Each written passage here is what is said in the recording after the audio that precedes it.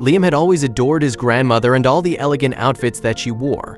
When the old lady finally passed, Liam had been distraught but was given one of her most prized possessions, an antique brooch. As Liam cleaned it one day, he noticed a strange engraving, a cryptic message hinting at its origin. He turned to Jewel, a jeweler, gemologist, and renowned historian. However, as Jewel inspected the brooch, her eyes widened. "I can't believe this. How did this come into your grandmother's possession? How had it come into his grandmother's possession?" But before we start, smash the like button and make sure to subscribe if you haven't. And hit that notification bell so that you won't miss any new stories. Though as he saw Jewel's shocked face, he knew he had to find out. How she had said it made Liam think it wasn't supposed to be in her possession or now in his. Liam had a stellar memory in remembering things that most would have forgotten. Because of this, he was sure he would discover the truth by looking at his memories. Liam had adored his grandmother ever since he was young. Though the little boy had always favored her, they only became closer after the incident. After a night of babysitting by his late grandmother, Beth, they had heard the most unfortunate news. Looking back, Liam still couldn't believe how it all had happened.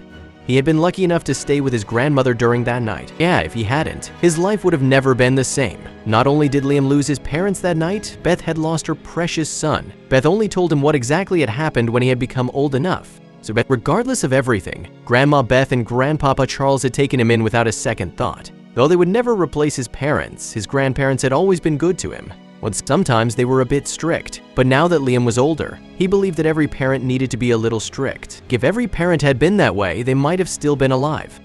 When Liam was 14, Grandma Beth finally told him that his parents had died due to a car crash. According to her, it had been a drunk driver hitting their car fatally as the person had gone through a red light. Liam had been distraught by the news but understood why she had kept it from him when he was younger, especially since the drunk driver had survived without a scratch on him. According to Grandma Beth, he was released from jail after 3 years. She had asked him not to look for him, and he had always held himself to that promise.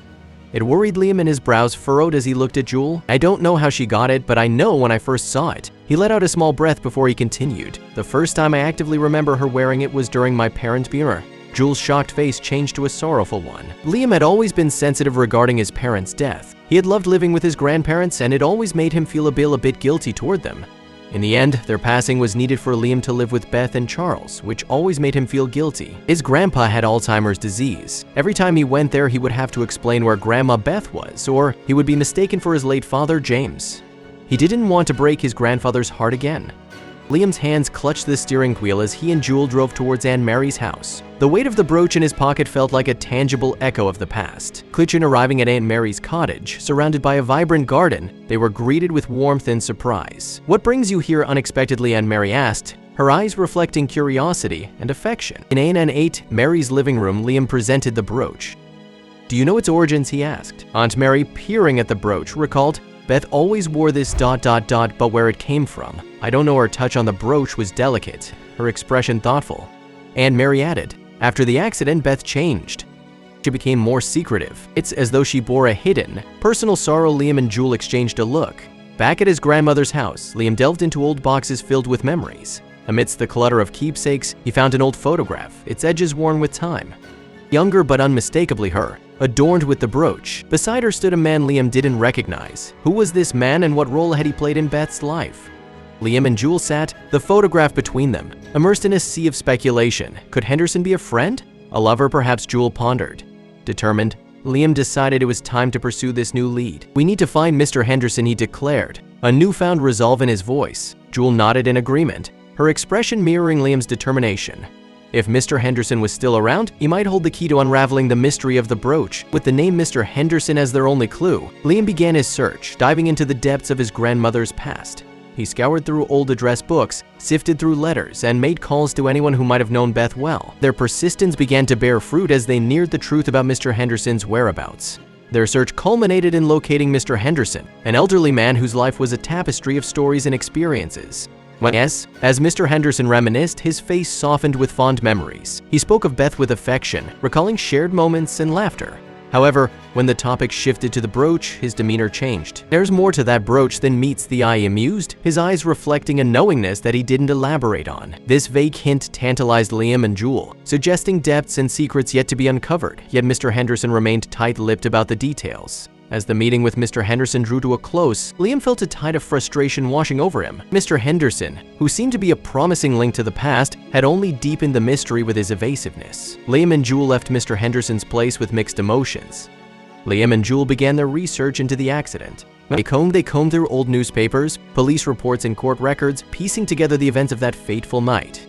The more they uncovered, the more real it became, a tragedy encapsulated in paper and ink. The driver, once an abstract source of pain, became a real person in Liam's mind. This journey through the past was not just about finding answers, it was also about facing the demons that had lingered in the shadows of Liam's life for too long. I think their persistence paid off when they finally located the current whereabouts of the drunk driver. This information was a significant breakthrough, turning a page in their search for the truth. Liam, delving into the post-accident life of the driver, discovered surprising details. The man had seemingly turned his life around after serving time. Public records and news articles painted a picture of transformation and penance. The driver, once a symbol of tragedy in his family's life, now emerged as a figure of remorse and change. It was a narrative Liam hadn't anticipated, complicating his feelings of anger and loss. Further research revealed that the driver had dedicated his life to helping others avoid his mistakes. He lived modestly, was involved in community outreach, and spoke at events about the dangers of drunk driving. This information painted a picture of a man profoundly changed by his past actions. For Liam, this posed a moral quandary.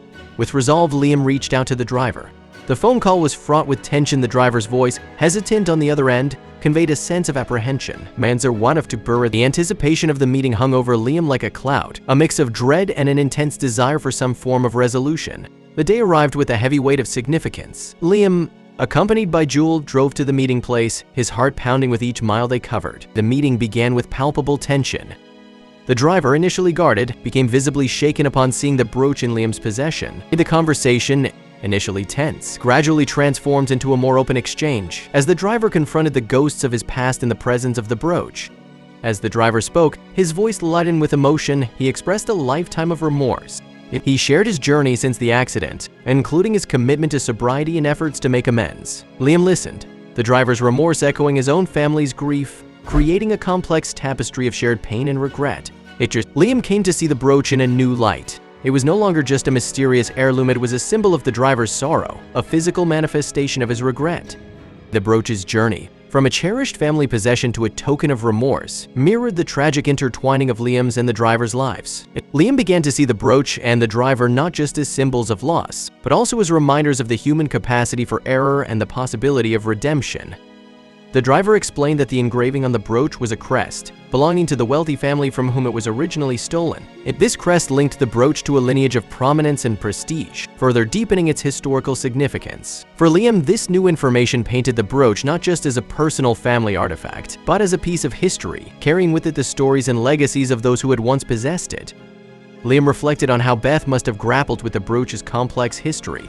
Liam realized that Beth had silently borne the weight of this knowledge, wrestling with the moral ambiguities it presented. The brooch thus symbolized not just guilt and remorse, but also the silent struggles and unspoken burdens carried by his grandmother. Liam pondered the interwoven paths of those affected by the brooch, reflecting on the profound and often complicated process of forgiving and being forgiven. In the end, Liam chose to keep the brooch. It had become a symbol of his family's history, a tangible link to the past with all its complexities and intricacies. The brooch, with its layers of meaning from a family heirloom to a token of remorse, from a stolen object to a symbol of forgiveness, would serve as a constant reminder of human fallibility and the redemptive power of forgiveness. And in embracing the brooch, Liam embraced its entire legacy, accepting it as a part of his own story.